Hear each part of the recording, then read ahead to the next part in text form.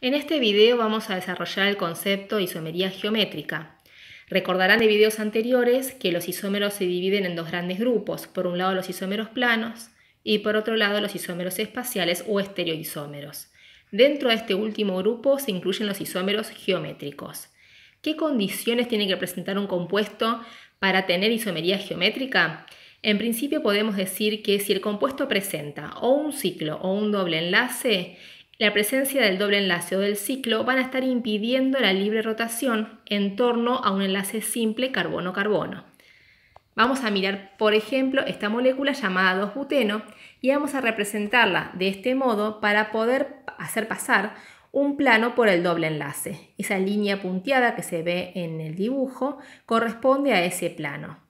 Acá estamos viendo que los dos carbonos centrales están enlazados entre sí por un doble enlace y justamente es ese doble enlace el que está impidiendo la libre rotación, el giro, entre un carbono y otro carbono.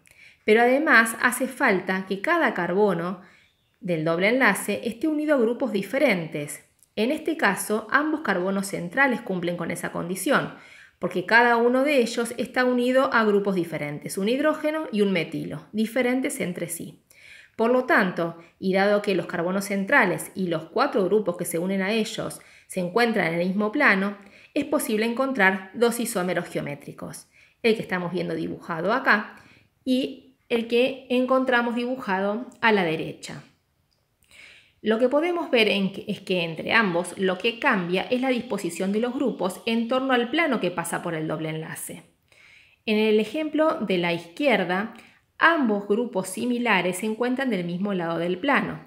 Cuando esto sucede, hablamos de la configuración cis, mientras que en el ejemplo de la derecha, ambos grupos similares se encuentran de lados opuestos al plano que pasa por el doble enlace y esta configuración la conocemos como trans. Por lo tanto, estos compuestos se llaman, el de la izquierda, cis-2-buteno y el de la derecha, trans-2-buteno. Ambos son isómeros geométricos. Si analizamos ahora otro ejemplo, el propeno, y volvemos a escribirlo como en el ejemplo anterior, vamos a ver que el propeno no tiene isomería geométrica. ¿Por qué? Porque si bien hay un doble enlace que impide la libre rotación, uno de los carbonos lleva grupos o está unido a grupos iguales, hidrógeno-hidrógeno.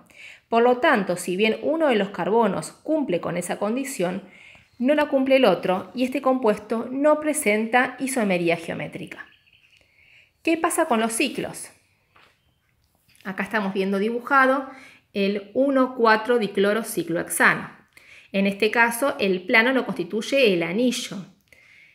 En este ejemplo, los dos sustituyentes similares se encuentran del mismo lado del plano formado por el anillo. Los dos están hacia arriba del plano del anillo. Mientras que en el ejemplo de la derecha, los sustituyentes se encuentran por encima y por debajo del plano formado por el anillo. En este caso, entonces, también hablamos de la configuración cis y de la configuración trans. Por lo tanto, la estructura que está del lado izquierdo se llama cis 1,4-diclorociclohexano y la que está del lado derecho, trans 1,4-diclorociclohexano. ¿Qué pasa en este otro ejemplo, en este aldehído? Esta molécula se llama 2-cloro-2-butenal. Y si la volvemos a pensar como hayamos escrito las estructuras anteriores, vemos que hay presencia de un doble enlace y que además cada carbono del doble enlace está unido a grupos diferentes. Uno de los carbonos está unido a un metilo y a un hidrógeno y el otro carbono está unido al cloro y al grupo formilo, el grupo del aldehído. Por lo tanto, hay dos isómeros geométricos posibles, que son los que estamos viendo dibujados acá. Sin embargo, en este caso, no podemos nombrarlos usando cis y trans. ¿Por qué? Porque no hay grupos similares, los grupos son diferentes entre sí. Y para eso hace falta aplicar la regla de la secuencia.